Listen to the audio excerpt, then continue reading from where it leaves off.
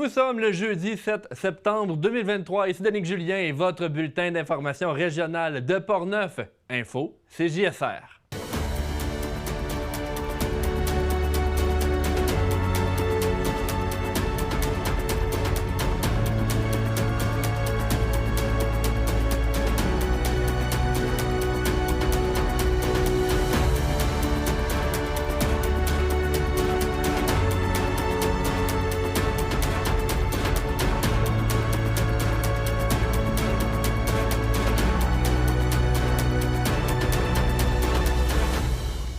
Cette semaine, nous faisons un retour sur deux importants projets qui touchent la ville de Donnacona.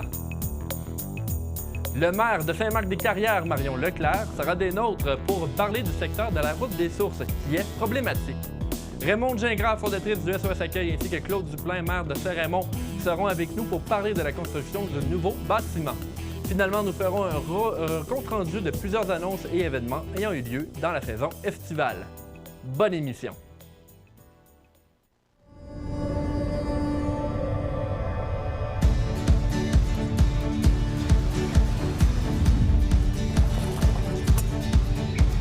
Ici, on se crée des souvenirs au fil des saisons et on vit au rythme de nos passions.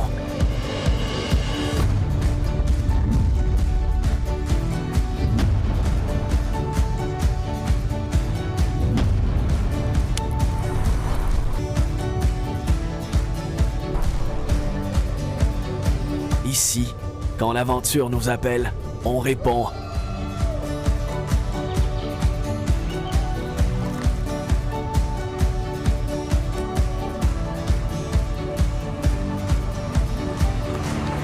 Ici, à Saint-Raymond, ma destination pour un séjour plein air réussi.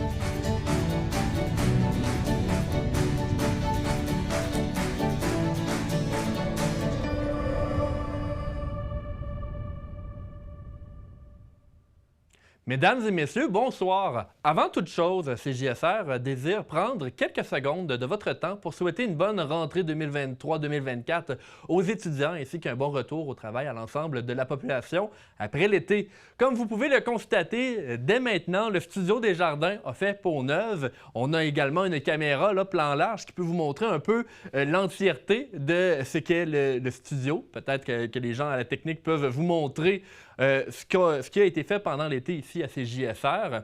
Ça a été fait grâce à une aide financière de la part de Cogeco et du travail rigoureux de l'équipe ainsi que de notre directeur général Christian Mathieu Fournier. Ce nouveau décor va permettre à Info CJSR de vous offrir une qualité supérieure des bulletins d'information et entrevues avec les nouveaux décors. Ces décors seront également utilisés pour plusieurs autres émissions. Passons maintenant aux nouvelles. La région de Portneuf a regorgé d'activités et d'événements lors de l'été.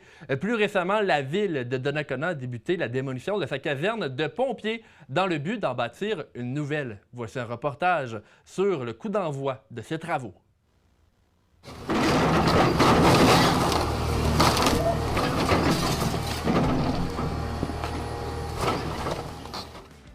Les travaux sont officiellement débutés à Donnacona pour la démolition de l'ancienne caserne de pompiers afin de laisser place à un nouveau bâtiment adapté à la réalité de 2023. Après plusieurs années à travailler dans un bâtiment de plus en plus désuet, c'est avec joie que la trentaine de pompiers de la ville a accueilli la nouvelle. Selon le maire de Donnacona, M. Jean-Claude Léveillé, il était impératif d'améliorer ce bâtiment à l'origine du service, comme la population est grandissante dans la ville. Ce dernier nous a également appris qu'une étude avait été commandée par le passé afin de déterminer si l'emplacement actuel de la caserne était exact. On l'entend dès maintenant. Il y a une étude qui a été faite. Au début, oui, on voulait peut-être l'emporter dans notre parc industriel, peut-être plus en retrait pour que ça soit plus facile du déploiement. Mais après une étude, la place, on a décidé de mettre à la même place parce qu'elle est vraiment centrale au niveau de la ville. Alors, on couvre de toutes les directions. Le projet, évalué à 9,5 millions de dollars, bénéficie d'une importante aide financière de la part du gouvernement du Québec. Voici le député Vincent Caron.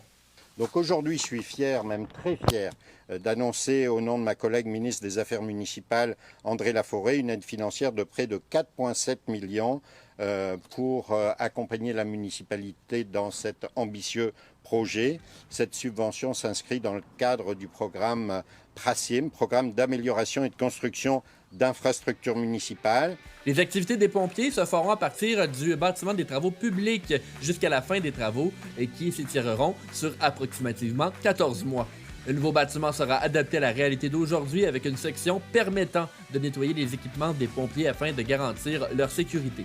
C'était Danick Julien pour CJSR.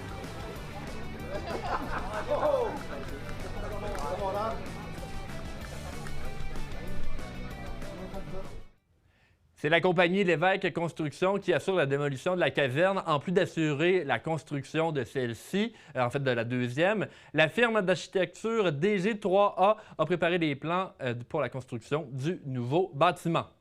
Les 23 et 24 septembre prochains se tiendra la 8e édition de la Route des Arts et Saveurs de Portneuf.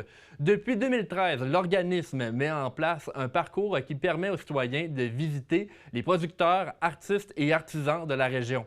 Cette année, c'est un nombre record de 52 membres qui présenteront leurs produits et œuvres d'art au public. 2 trajets bien précis sont identifiés. Il y a la route des rivières entre Pont-Rouge et Saint-Ubalde et la route du fleuve entre Neuville et Sainte-Anne-de-la-Pérade, comme vous pouvez le voir à l'instant même à l'écran. À la découverte des talents locaux, c'est le but de cette activité. Ces 2 trajets vont permettre de visiter des entrepreneurs et artisans portneuvois, portneuvoises, tout en profitant des paysages des municipalités et villes qui bordent le Saint-Laurent, la rivière Sainte-Anne ou Jacques-Cartier. De plus, 4 arrêts découvertes rassembleront plusieurs artisans et artistes pour offrir des démonstrations ainsi que des ateliers de création alliant l'agroalimentaire, art visuel et métiers d'art.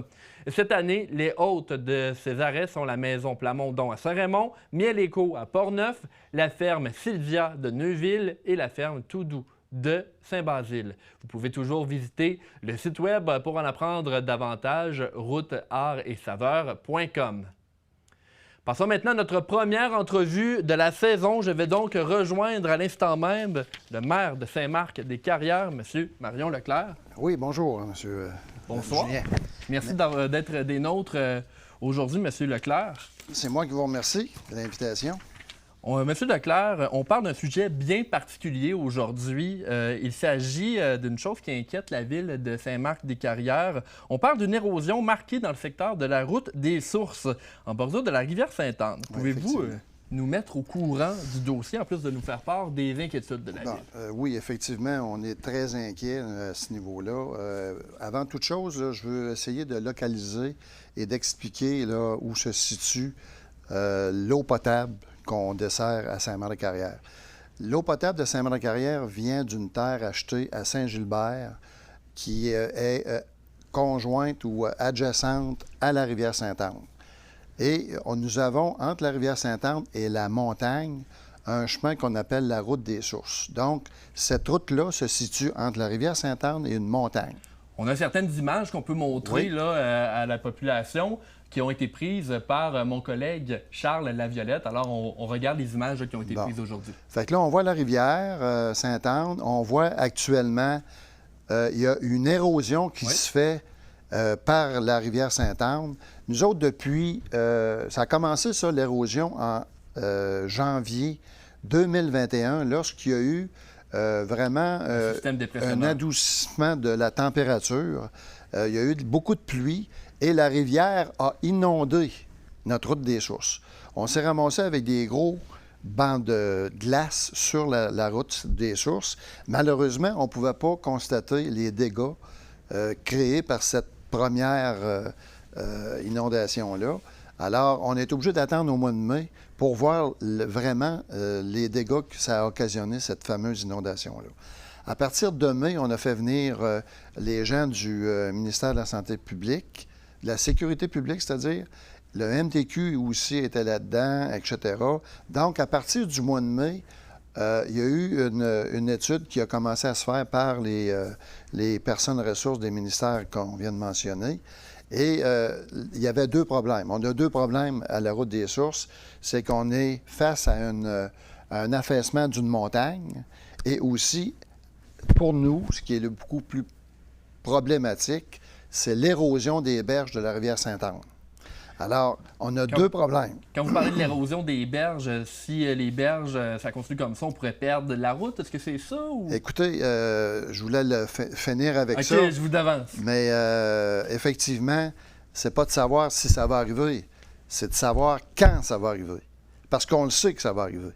C'est clair, net et précis en ce qui nous concerne, avec tous les dégâts qui se passent depuis 2 ans et demi dans cette route-là. Ça ressemble à quoi, les dégâts, là? Est-ce que vous avez des mesures? Oui, ou... bien, tantôt, on a vu dans le petit vidéo que votre caméraman a fait, avec un gallon, là, on est à 14 pieds de notre conduite, parce que je vais expliquer un peu comment est-ce qu'elle fonctionne.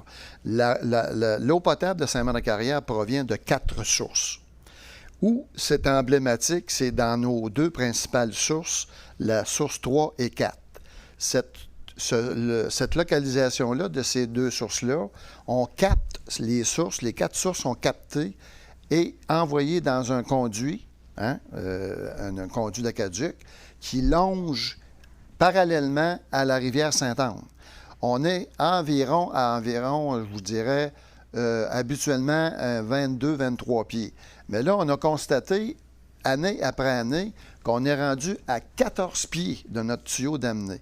Ce tuyau d'amener-là prend les sources 3 et 4, c'est envoyé dans une station de pompage.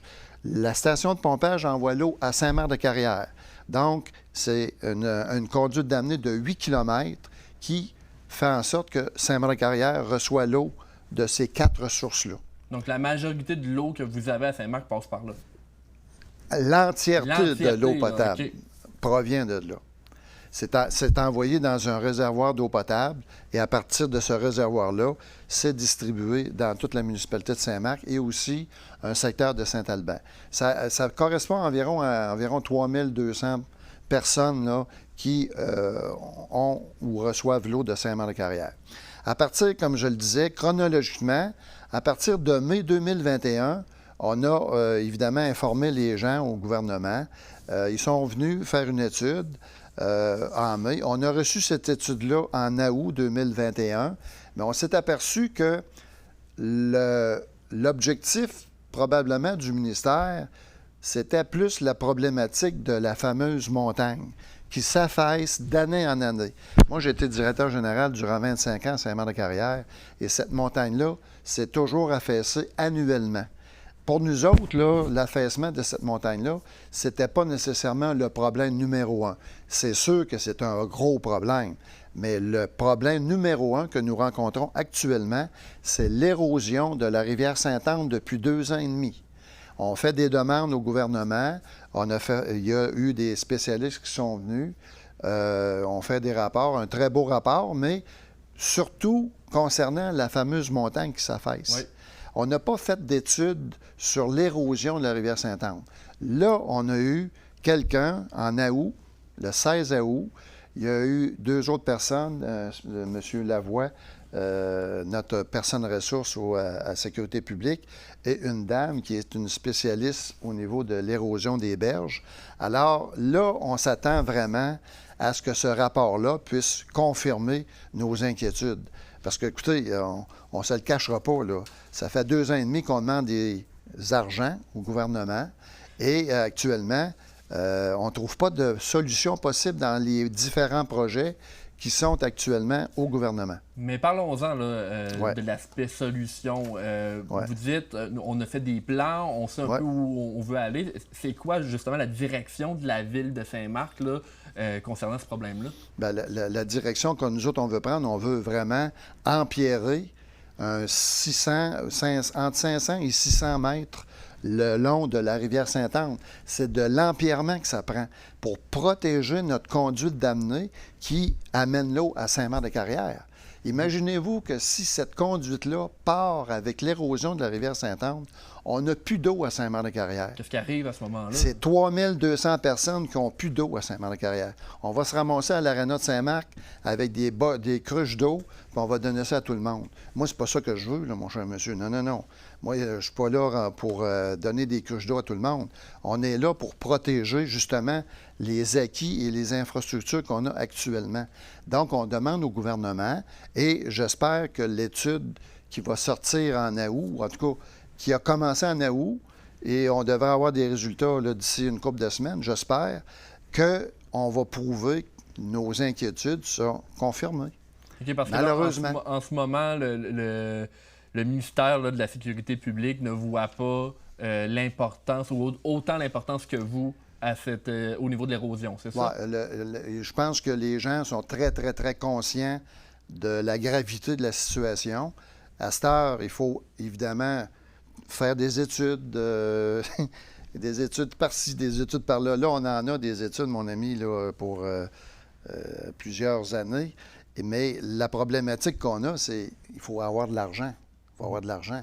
On trouve je pense qu'on a trouvé 644 millions pour faire venir Ford à Bécancour. Ça représente 1 067 000 $ par emploi. Nous autres, on demande entre 1 million et 1 500 000 pour sauver une infrastructure d'eau potable pour une municipalité de 3 200 de population. Je pense que c'est très, très raisonnable dans notre demande et on va travailler pour ça. Mais je me demande pour quelle raison que je suis ici à la télévision pour parler de ça, parce que ça fait 2 ans et demi qu'on demande l'appui du gouvernement. Vous sonnez l'alarme, là, en ce moment. Ça fait 2 ans et demi qu'on sonne l'alarme. Le 17 janvier 2023, à Saint-Basile, on a rencontré le ministre Jonathan Julien, notre ministre de la Capitale-Nationale. On a fait part, chaque maire a fait part de ses inquiétudes à leur propre niveau, dans leur municipalité. Moi, j'ai parlé principalement de l'érosion de la rivière Sainte-Anne qui fait en sorte que ça nous crée un très gros problème dans le futur. Et M. Jonathan Julien m'a donné la main. M. Leclerc, je vous promets qu'on va s'occuper de votre dossier. C'était le 17 janvier 2023. On est rendu le 7 septembre 2023. J'ai toujours pas de nouvelles. On a frappé aux portes du ministère grâce à notre député Vincent Caron, que je remercie en passant. Il a fait sa job, lui, M. Caron. Il nous a ouvert les portes des ministères. On a rencontré les gens. À cette heure, on attend les résultats, puis on attend aussi un certain montant d'argent pour qu'on puisse, une fois pour toutes, régler ce problème-là ad vitam aeternam. M. Leclerc, le temps file dans ce dossier-là. Est-ce qu'il y a d'autres choses qui doivent justement entrer ou que la population doit connaître? Bien, écoutez, on attend le résultat de l'étude qui devrait être terminée actuellement. On attend les résultats. Maintenant, on va faire part de tout ce qu'on a à faire part aux députés et on verra ce que ça va donner.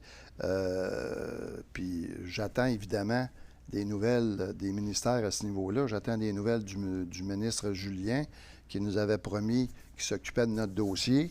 Je la remercie, mais là, j'attends. J'attends des nouvelles. M. Leclerc, maire de Saint-Marc-des-Carrières, merci d'être passé. Est-ce que je peux rajouter quelque chose? Un petit 20 secondes peut-être? Un petit 20 secondes, oui.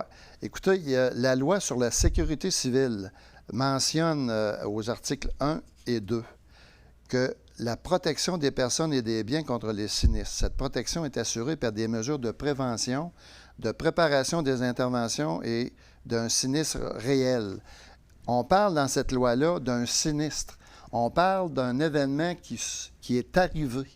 Moi, ce que je ne comprends pas, c'est pour quelle raison que dans cette loi-là, qu'on ne parle pas de prévention au risque qui va arriver. Comme le nôtre, là, on ne sait pas quand, mais on sait que ça va arriver.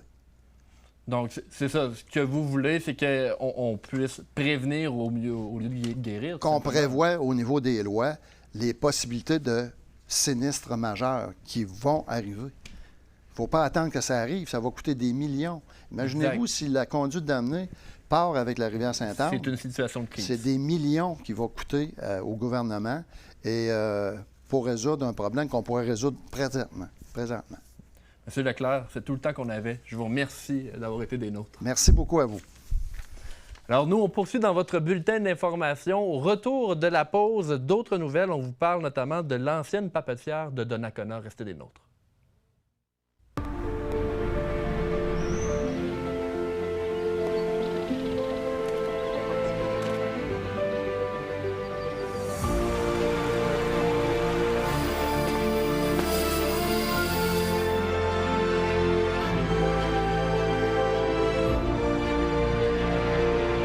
Notre force, c'est vous. Soyons fiers de notre région, soyons fiers de Portneuf. Bonjour, ici Michel Beausoleil. Il me fait plaisir d'animer cet automne l'émission Revenir de loin, une entrevue de 30 minutes avec des gens qui se sont surpassés à travers différentes épreuves qui semblaient insurmontables. Nous sommes toujours à la recherche de personnes qui souhaiteraient témoigner de leur histoire. Ça peut être vous, ça peut être quelqu'un aussi que vous connaissez. N'hésitez pas, appelez-nous 88 337 49 25. À bientôt. C'est lors de ce mois de septembre que débutent les travaux à Donnacona sur le site de l'ancienne papetière pour la réhabilitation du secteur. Des travaux qui vont durer entre 5 et 10 ans. Et oui, on veut permettre un développement futur au niveau résidentiel et commercial à cet endroit. CJSR était sur place lors de l'annonce. Voici notre reportage. Durant les années à venir, le site de l'ancienne papetière de Donnacona sera touché par d'importants travaux afin de préparer le site à accueillir de nouvelles activités commerciales et résidentielles. En effet, le 15 août dernier, la ville de Donnacona annonçait que la compagnie Fer et Métaux américain AIM et l'entreprise Englobe Corp allaient s'activer dès septembre pour entreprendre des travaux préparatoires de ce chantier d'envergure. Les travaux seront réalisés dans un délai de 5 à 10 ans et dès le départ, la sécurité du site sera priorisée selon les dires de Simon Hébert, le directeur des travaux de Delsan AIM. Le voici donc concernant les 5 objectifs fixés par son entreprise lors de la réalisation des travaux. Ce que je peux vous dire aujourd'hui par rapport au plan de réhabilitation, c'est qu'il y a 5 grands objectifs. Certains d'entre eux ont déjà été énoncés par la maire, mais je vais me permettre de les répéter. Le premier, évidemment, pour nous, c'est important, c'est de minimiser l'ensemble des impacts des travaux, non seulement pour, évidemment, les citoyens de Donnacona, mais aussi pour les travailleurs qui sont attitrés au projet. On va s'assurer que tout ça se fait conformément et sécuritairement. On a également un objectif important qui est en lien avec l'économie circulaire et le développement durable, c'est-à-dire qu'on veut optimiser la revalorisation des matériaux qui sont présents sur le site et les inclure dans la réhabilitation du terrain. Quand on parle de réhabilitation, évidemment, on a aussi un volet de réhabilitation des eaux souterraines. C'est un détail technique, mais on tient à le mentionner. Qu'est-ce que ça veut dire tout ça? C'est qu'on veut vraiment réutiliser à son plein potentiel les matériaux qui sont existants sur le site pour, dans un second objectif, dans un troisième objectif, excusez-moi, de limiter le nombre de camions qui vont entrer et sortir du site dans les semaines, années à venir. Tout ça, encore une fois, pour minimiser les impacts pour les citoyens qui sont à proximité des travaux. Il y aura également une série de mesures parce qu'on a un second objectif, on veut minimiser les impacts environnementaux des travaux. Quand on parle d'impacts environnementaux, ça peut être très large. On parle de l'émission de GES, tout ça passe par la limitation du camionnage, mais aussi sur les nuisances potentielles quotidiennes. On veut s'assurer qu'il n'y ait pas de bruit, qu'il n'y ait pas d'odeur, qu'il n'y ait pas de poussière qui viennent émaner du site, qui vont venir encore une fois impacter les gens qui sont en proximité du projet ou les gens qui viennent visiter ou qui se promènent sur la promenade du boulevard Saint-Laurent. Et finalement, évidemment, notre dernier et cinquième objectif, qui est aligné avec les objectifs également de la ville de Donnacona, c'est de redonner une pleine valeur à la propriété pour s'assurer qu'il y ait un développement futur qui rencontre les attentes non seulement de la ville, mais également des citoyens de la ville de Donnacona. Les firmes responsables tenteront de mener à bien les travaux tout en réduisant l'impact sur les citoyens au minimum nécessaire. Voici le directeur général de la ville de Donnacona, Sylvain Germain, à ce sujet. Le plus faible possible. Donc, évidemment, il y a du transport qui va devoir être fait, ça c'est inévitable, mais ils veulent essayer, en tout cas c'est ce qu'ils ont déposé dans le plan de réhabilitation, de pouvoir revaloriser la majorité de la matière sur le site avec des bâtiments, avec l'équipement sur le site pour le faire, d'éviter des transports, donc d'éviter des inconvénients pour les gens qui viennent profiter ne serait-ce que du point de vue du boulevard Saint-Laurent, de ce magnifique site-là. Mais en même temps, d'un autre côté, les gens vont pouvoir voir l'évolution de ces travaux-là. Là. Donc, ça va être quand même assez impressionnant comme chantier lorsque la réhabilitation va commencer. Là. Pour la ville de Donnacona, le projet est important, comme il permettra de redonner l'accès à la bande riveraine à la population. On entend le maire Jean-Claude Léveillé. La première chose qu'on a discuté avec AIM, c'est que la ville restait propriétaire de la bande riveraine. Fleuve, Rivière-Jean-Cartier. En partant, c'était le point de décision qu'on allait de l'avant ou pas. Et là-dessus, on s'est très bien entendu que la ville va rester propriétaire de la bande riveraine. Alors, lorsqu'il va y avoir des développements dans quelques années, il n'y a pas personne qui va s'approprier la partie devant lui. Ça va rester toujours une bande riveraine qui est quand même assez large. Au terme des travaux de réhabilitation, le site pourra faire place à de nouvelles installations résidentielles et commerciales. C'est un reportage de Danick Julien et Philippe Papillon pour CJSR. Plusieurs événements publics, comme des festivals, spectacles de musique et marchés publics, ont pris place cet été dans Portneuf. À défaut de pouvoir tous les résumer, nous allons revenir sur quelques-uns d'entre eux. Premièrement, à Saint-Marc-des-Carrières, il y avait la 40e édition de l'exposition agricole de Portneuf. La directrice générale, Marie-Lise Lemay, s'est réjouie de l'affluence que le festival a causé cette année. En effet, les places de stationnement ont été saturées plusieurs fois pendant l'événement. Dans un mot publié sur les réseaux sociaux, Mme Lemay a indiqué que cette 40e édition était la preuve que l'exposition agricole est l'événement familial le plus couru dans l'ensemble de Portneuf. Toujours selon elle, l'événement est autant populaire et évidemment, ça c'est grâce aux bénévoles, aux partenaires et aussi l'équipe qui donne le tout pour le tout.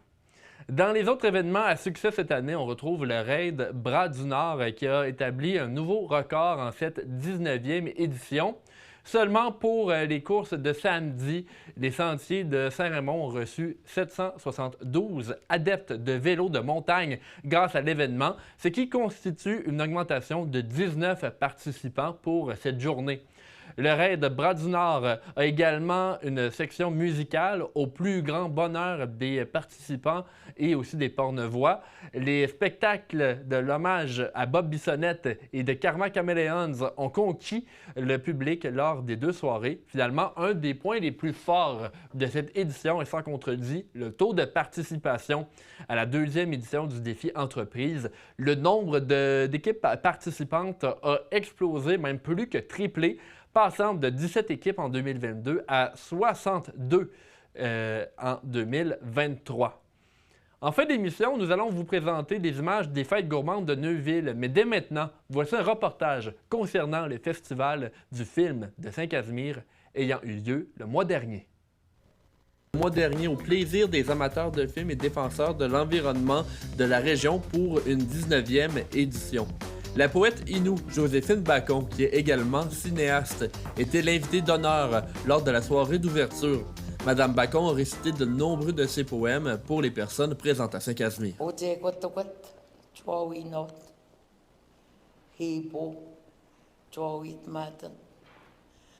Tu parles d'étoiles, je te parle de rivières.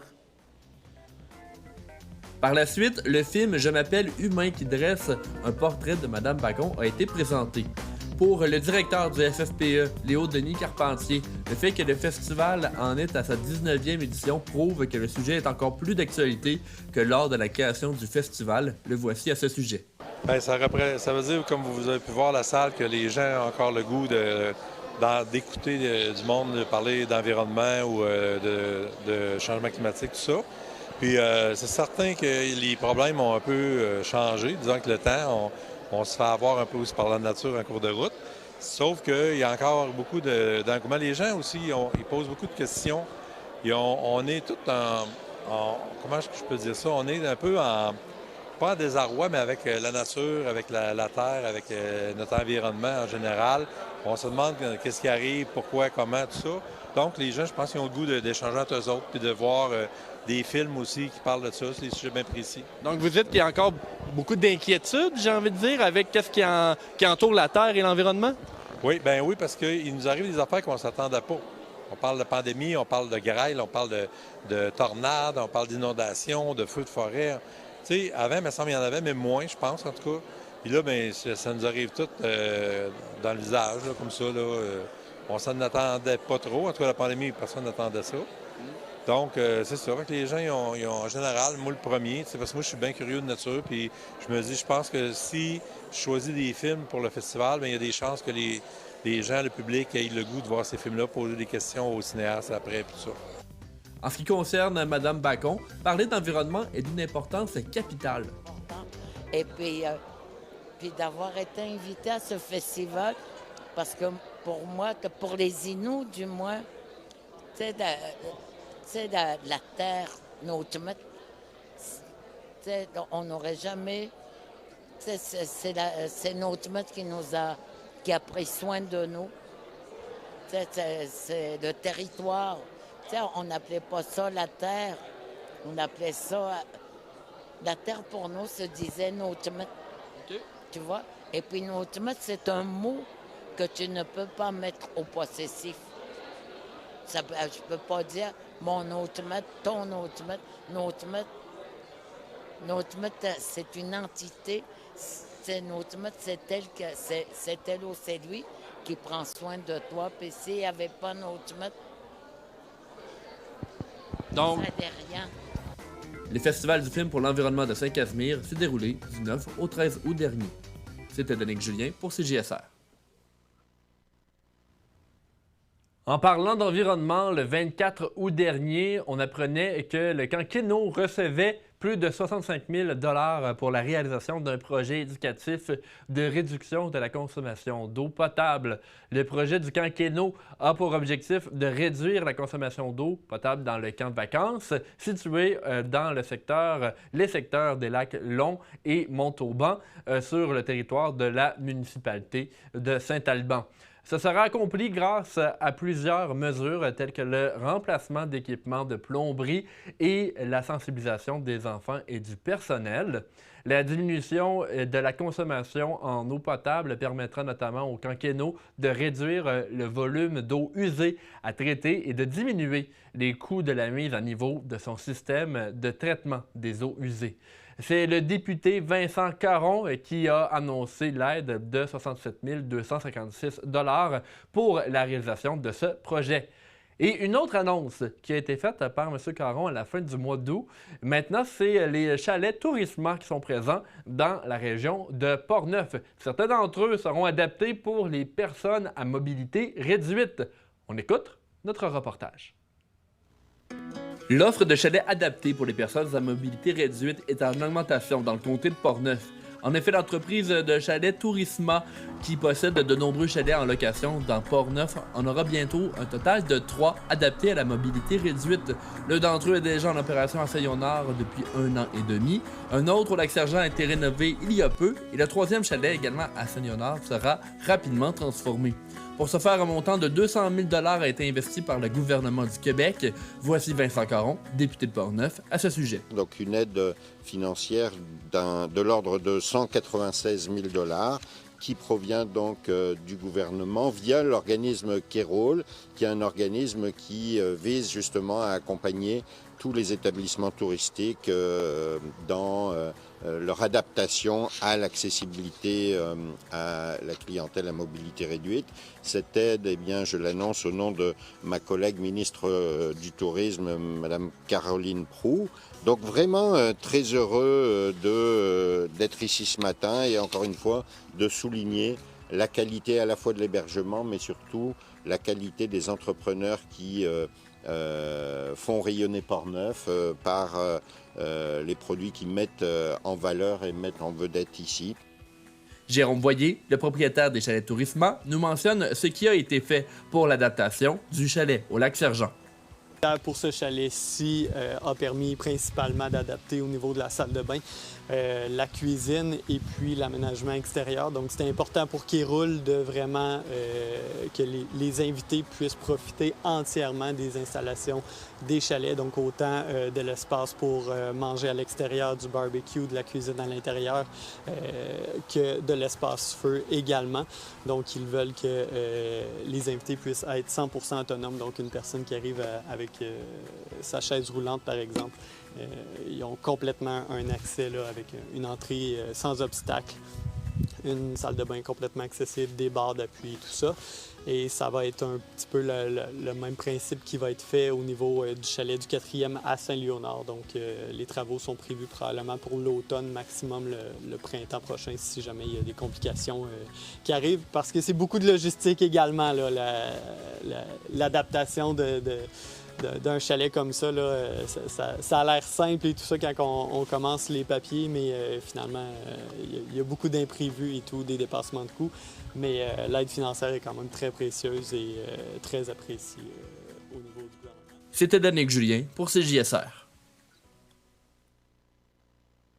À Saint-Raymond maintenant, l'ancien SOS Accueil a été démoli dans les dernières semaines afin de pouvoir permettre la construction des nouveaux locaux. Les travaux de démolition ont débuté durant la dernière semaine du mois d'août et sont maintenant complétés. Le SOS Accueil est chargé de venir en aide aux personnes qui résident à Saint-Raymond et dans ses alentours en ce qui concerne le vestimentaire et l'alimentation. L'organisme est opéré par des bénévoles dévoués. Le bâtiment original était désuet pour le travail de ceux-ci, surtout en ce qui concerne la sécurité. On rappelle qu'en mai 2023, une campagne de sociofinancement d'une valeur de 200 000 $ avait été lancée par les coprésidents, Mme Raymond de Gingras et M. Claude Duplain. C'est ce jeudi matin qu'a eu lieu le premier coup de pelle officiel pour démarrer les travaux. Je me suis entretenu avec Mme Gingras et M. Duplain ainsi que Mme Caillé. Voici notre entrevue. Ici Danick Julien, journaliste. J'ai avec moi Mme Reine Caillé, qui est présidente du SOS Accueil. Bonjour. Bonjour. M. Claude Duplain, maire de Saint-Raymond. Ah, bonjour. Et Mme Raymond de Gingras, fondatrice du SOS Accueil. Bonjour. Bonjour. Merci à vous trois d'être avec nous aujourd'hui pour une belle nouvelle. Ce matin, on était ensemble sur le site du ancien et nouveau SOS Accueil parce que, pour ceux et celles qui ne le savent pas, le bâtiment a été détruit pour laisser place à un nouveau bâtiment et justement, ça doit être un grand moment là, pour tous les bénévoles, mais toute l'équipe du SOS Accueil de voir qu'enfin, on va avoir des locaux adaptés. Oui, on est très heureux ce matin, vraiment. Alors, c'est le début d'un rêve, je dirais, qui est caressé depuis très longtemps. Alors, on est content pour les bénévoles, content pour les gens qui vont avoir besoin de nos services. Alors, vraiment, ce matin-là, c'est vraiment le début et très heureuse. Moi, je veux vous parler, Mme Gingras, vous qui êtes fondatrice du SOS Accueil. L'organisme a bougé de bâtisse en bâtisse au travers des années. On s'est retrouvé à celle qu'on connaît plus récemment. Et finalement, on va en avoir une nouvelle. Qu'est-ce que ça vous fait, vous, de voir ces changements-là? Moi, je suis très heureuse de ça parce que d'abord, pour les bénéficiaires, on avait une catégorie de bénéficiaires qui ne pouvaient pas venir magasiner chez nous à cause des escaliers, deuxième étage. Et puis, on était dans un entrepôt. Autrefois, c'était un entrepôt. Et on était tout en petit raccoin, tandis que là, on va avoir une bâtisse pleine vue. On va se croire dans un magasin. Alors ça, c'est... Puis, on a connu des locaux qui ont été plus difficiles d'accès aussi. C'est notre 5e déménagement. Alors, c'est quelque chose, c'est un grand jour pour moi et pour toute l'équipe. Monsieur Duplain, dans la conférence de presse aujourd'hui, vous disiez qu'il y a vraiment une bonne collaboration de tous les gens de Saint-Raymond, autant la personne qui va construire le bâtiment que votre équipe, une collaboration avec le SOS Accueil. Pouvez-vous nous parler justement de cet élan de collaboration-là qui permettent au projet de voir le jour?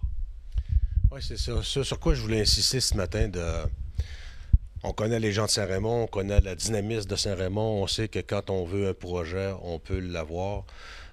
SOS Accueil, c'est un projet qui n'était pas nécessairement facile à réaliser, mais avec l'idée qui a émergé et à un moment donné, tout le monde s'est rassemblé pour réussir à réaliser ce projet-là, que ce soit des SOS Accueil. En exemple, là, au mois de novembre, on rencontrait Côté et Fils pour voir la possibilité de trouver un moyen de construire une bâtisse à moins cher, parce qu'on va construire cette bâtisse-là à 97$ du pied carré. Là. C'est vraiment pas cher. Mais tous ces sous-traitants ont embarqué. L'équipe, quand on a présenté ça, on a rencontré Jean-René au mois de novembre. 2 jours après, l'architecte était sur les plans. Et au mois de février, on présentait, la ville présentait à SOS Accueil ce qu'elle avait pondu comme projet, qui n'était pas encore facile à réaliser, parce que vous savez qu'une ville, on a des questions légales qui ne sont pas nécessairement faciles. Donc, il fallait que SOS Accueil devienne propriétaire du terrain et de la bâtisse. Parce qu'on a concrété quelque chose là-dessus. La greffière a travaillé avec les avocats pour être sûr que tout se fasse comme il faut dans la légalité. Et aujourd'hui, bien, on a cette pelletée de terre-là. On va avoir un bâtiment de 5000 pieds carrés qui est extraordinaire.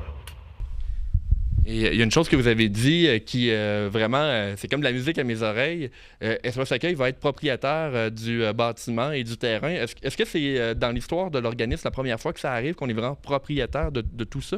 Oui, c'est la première fois qu'on a l'opportunité d'avoir... alors, il fallait changer nos statuts et règlements. Alors, il a fallu travailler sur ça aussi au départ.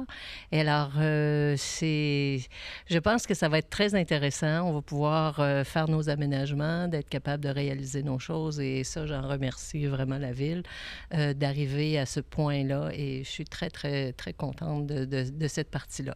Alors, la Ville a fait une donation du terrain. Je pense qu'on peut très bien le mentionner. Alors, c'est quand même très important. Et alors après ça, ben là, nous, il va falloir aussi quand même s'occuper d'entretenir cette bâtisse-là. Alors, on va mettre des fonds pour justement continuer puis être capable de réaliser cette activité-là. Puis ça va nous permettre de pouvoir faire les aménagements qu'on veut quand on veut. Une chose qu'il faut savoir, c'est JSR, on touche toute la région de Portneuf. Il y a peut-être des gens là, qui connaissent un peu moins SOS Accueil. Donc, pour un rappel, on aide la population de la région de Saint-Raymond, mais on parle aussi de Lac-Sergent, Saint-Léonard, ces environs-là. En ce qui concerne l'alimentaire, le vestimentaire, aussi d'autres services qui sont faits. Moi, j'ai une question pour vous, Madame Gingras.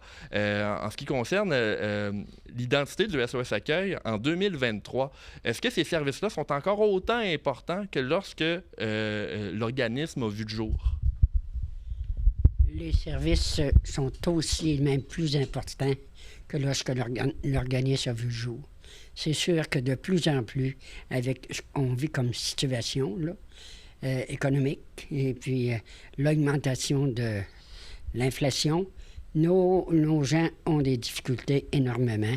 Ils viennent chez nous pour de l'aide alimentaire, l'aide matérielle, vêtements et adresses.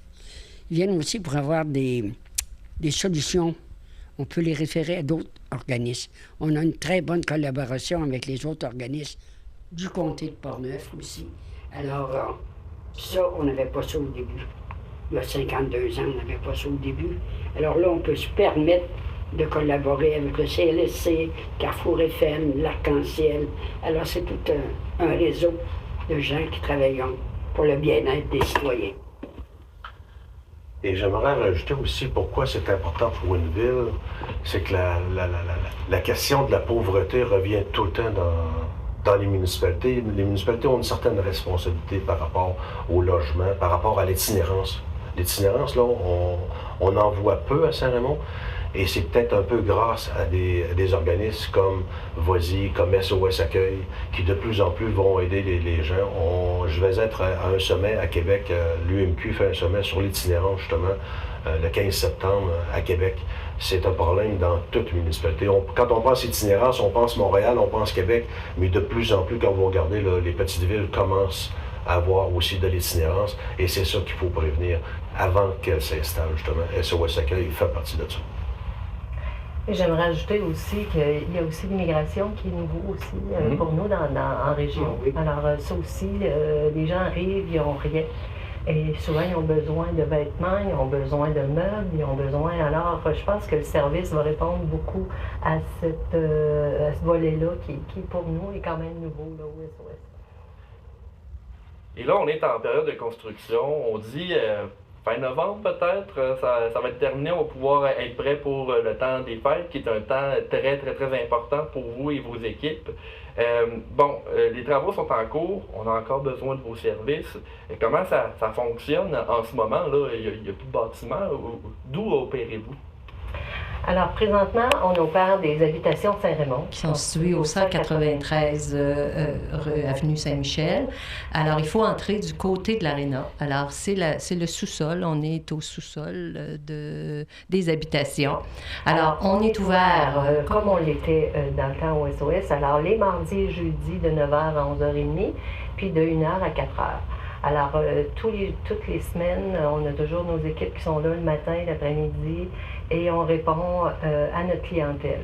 Maintenant, c'est sûr qu'on ramasse pas les vêtements. On ramasse pas, alors on n'a pas de place, pour les mettre. Fait qu'on demande à la population de bien vouloir, si c'est possible, de garder leurs choses. Parce que quand on va ouvrir, je pense qu'on va en avoir besoin, puis on va avoir un bon triage à faire aussi dans nos choses, parce qu'il a fallu tout ramasser là, avant de vraiment vider nos bâtisses. Alors, il va falloir se réinstaller. Fait que moi, je pense que je vise vraiment janvier 2024, mais on va faire un appel à la population pour dire, là, on commence à ramasser les objets. Alors, ceux qui en auront, qui auront gardé chez eux, on sera en mesure par CJSR, de pouvoir vous mentionner quand on va être prêt à recevoir des vêtements et tout ça. Le temps file, on arrive à la fin de notre entrevue. Je veux revenir sur la campagne de sociofinancement qui avait été lancée un peu plus tôt, je pense, au début de l'été. Cette campagne de sociofinancement-là est co-présidée par vous, Mme Gingras, et vous, M. Duplain. Je sais qu'elle n'est pas terminée, mais j'imagine que ça avance quand même assez bien. J'aimerais ça vous donner la parole à vous deux à tour de rôle. En fait, la campagne va super bien. Okay? On est content. On ne dévoile pas tout de suite parce qu'on veut avoir les chiffres finaux. Vous savez qu'il y en a qui ont promis des argents qui ne sont pas rentrés encore. On veut être sûr de tous les argents qui sont rentrés. Mais prochainement, on devrait faire un dévoilement, mais on est vraiment content. Puis cette campagne de financement-là sert aussi par rapport à la bâtisse, mais il faut penser aussi que le SOS Accueil va être propriétaire, donc ça va prendre aussi d'autres fonds. Donc la campagne de financement peut servir à ça aussi. La réponse des gens, des individus, a été très importante aussi. Moi, j'ai été surprise de voir des groupes qui se sont cotisés, des groupes de dames, des choses comme ça. Et puis, à un moment donné, ils arrivaient avec un montant substantiel. Des individus encore, en fin de semaine, m'ont donné un montant de 50$ comme ça. Alors, les gens veulent vraiment le service. Ils tiennent au service du SOS Accueil. Et on est très satisfaits. Madame Gingras, M. Duplain, Madame Caillé, je vous remercie d'avoir pris le temps de venir nous parler du SOS Accueil. Et évidemment, nous, on va suivre avec grande attention les développements de ce bâtiment-là. Et lorsque vous allez ouvrir, on va être là, c'est certain. Merci infiniment. Merci. Cet été a eu lieu la présentation officielle des nouveaux locaux du Centre médical et professionnel de l'Ouest de Portneuf, le CMPOP. On fait donc un petit retour en arrière pour regarder un reportage qui a été fait sur ce nouveau visage de ce service essentiel. Voici notre reportage. Les nouveaux locaux du Centre médical et professionnel de Portneuf de Saint-Marc-des-Carrières sont officiellement opérationnels pour la population du secteur nord-ouest de la région. En effet, les maires et mairesses du secteur se sont réunis le mardi 25 juillet pour la présentation de ces nouveaux locaux rénovés, alors que le début de la démarche remonte à approximativement 5 ans. Le tout a débuté alors que plusieurs médecins du secteur ont pris leur retraite et que le service se devait d'être renouvelé. À ce moment, un comité de bénévoles avait été formé afin de travailler en étroite collaboration avec les élus de l'Ouest de Portneuf. La liste de tâches à accomplir a été bien remplie pour ce comité. Il fallait notamment moderniser les locaux de la clinique en plus de la rendre attrayante pour le personnel de la santé. De ce fait, la création d'un groupe de médecins de famille était également essentielle pour la population. Jean-Luc Frenette, un bénévole fortement impliqué au sein du CM-Pop, indique que c'est grâce à la collaboration des maires que le centre médical a pu faire face à tous ces changements. On l'entend à ce sujet. Moi, je suis fier des maires, parce que c'est quand même pas facile dans l'ouest de Portneuf. C'est 8 petites municipalités, puis chacun, c'est des fois un petit esprit de cloche, je vais avoir telle chose. Là, ils se sont réunis, puis c'est chapeau bas, qu'on se sent épaulé. Je veux dire, un bout de temps, on voulait pas, on voulait l'acheter, puis il était hésitant d'accouler les maires. Je pense qu'on devrait peut-être acheter le bâtiment, mais ils sont embarqués dans le jeu. Donc, on apprécie beaucoup. Patrick Bouillet, le maire de Deschambault-Grondines, a également pris la parole à ce sujet, alors qu'il est bien conscient de l'impact positif que le service de santé a sur la population.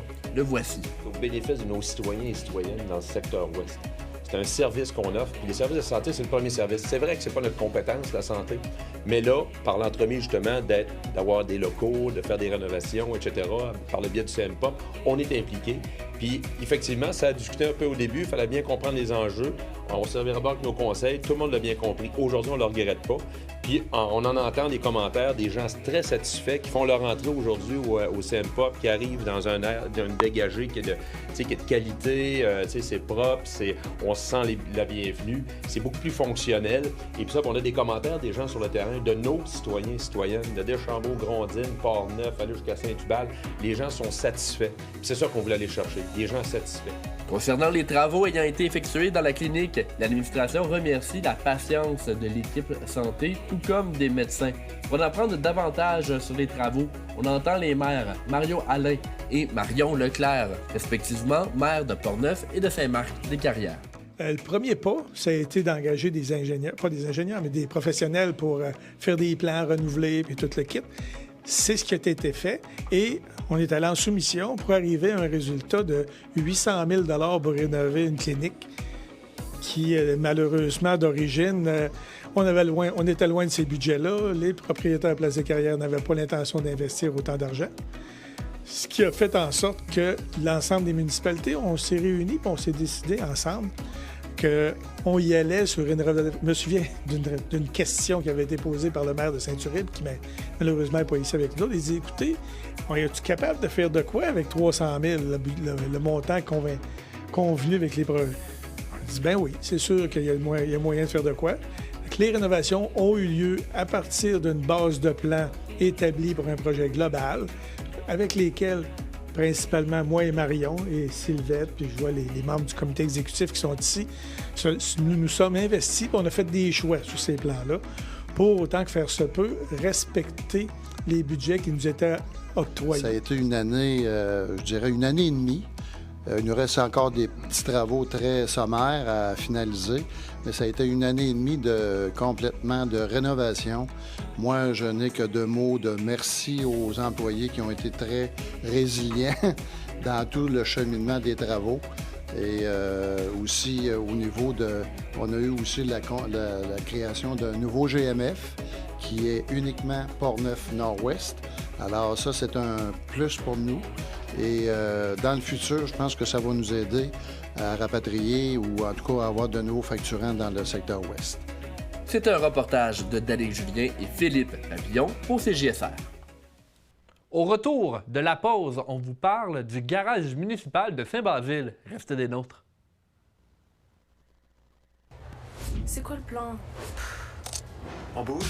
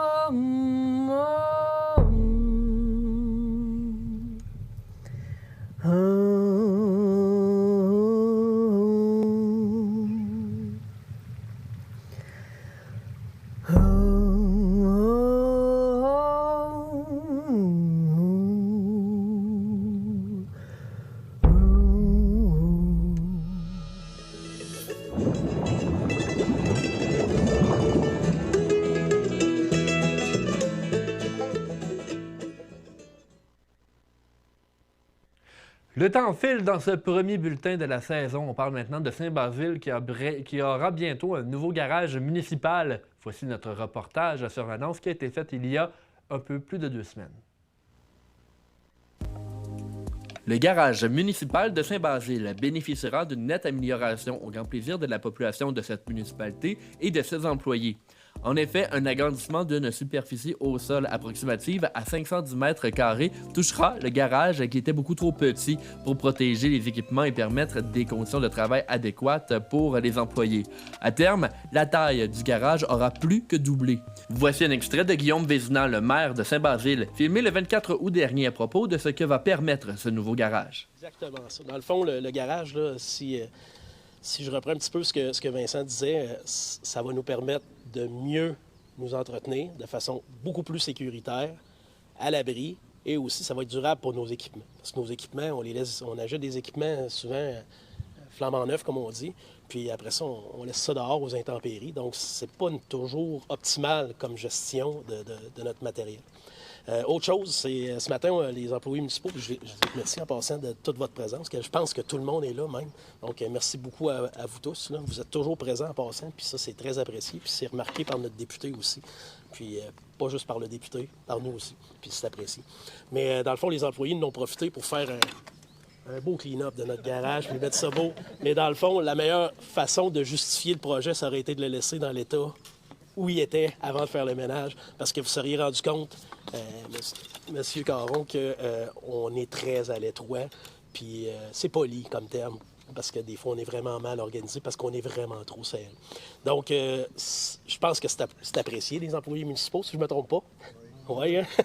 Même qu'on avait eu la demande des employés municipaux aussi de commencer à penser à ce projet-là. Ce projet-là, il n'est pas débuté cette année. Là. Ça fait quasiment 3-4 ans qu'on en parle.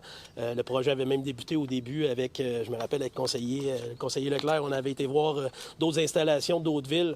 On avait même commencé par les dômes avec des toiles interchangeables aux 10 ans, pour ensuite se tourner plus vers un garage. Et là, quand on a vu qu'il y avait un programme de subvention disponible pour aider les municipalités comme nous, ben on s'est dit, ouais, au lieu de s'installer quelque chose de semi-temporaire, on va y aller pour quelque chose de plus durable dans le temps si on a un coup de main du gouvernement, et c'est très, très, très apprécié. Le coup de main du gouvernement a bel et bien eu lieu. Toujours le 24 août dernier, Vincent Caron annonçait une aide financière de 1,7 million de dollars de la part de la ministre des Affaires municipales, André Laforêt, pour la réalisation de ce projet ayant une valeur totale de 2,2 millions de dollars. Selon le député, l'aide financière a même été bonifiée pour une raison bien précise. On l'entend dès maintenant. Cette aide financière est accordée dans le cadre d'un programme qui s'appelle le PRACIM, Programme d'amélioration et de construction d'infrastructures municipales. Cette aide financière ici a été bonifiée. Je fais une petite parenthèse puisque la structure va être fabriquée en bois. Vous savez qu'au Québec, on aime beaucoup les constructions en bois parce que ça fait partie de notre ADN finalement. Donc il y a une bonification de 8% environ du montant qui a été accordé à la municipalité parce que cette voie-là a été empruntée. En plus de l'agrandissement du garage, la structure actuelle sera remise aux normes avec notamment un système de chauffage adéquat. Les travaux seront effectués par la compagnie Côté et Fils et pourront permettre le travail des employés sur le site pendant leur réalisation. C'était Danick Julien pour CJSR. Le bingo CJSR commence ce dimanche 10 septembre à 18h sur nos ondes. Les cartes sont disponibles chez nos dépositaires habituels. Pour en nommer que quelques-uns, il y a le dépanneur Yves à Pont-Rouge, la station-service Ultramar à Saint-Marc et l'alimentation Duplain à Saint-Raymond. L'animateur ce dimanche sera M. Philippe Gasse, mais dans les prochaines semaines, vous verrez de nouveaux visages comme l'équipe du bingo s'est agrandie.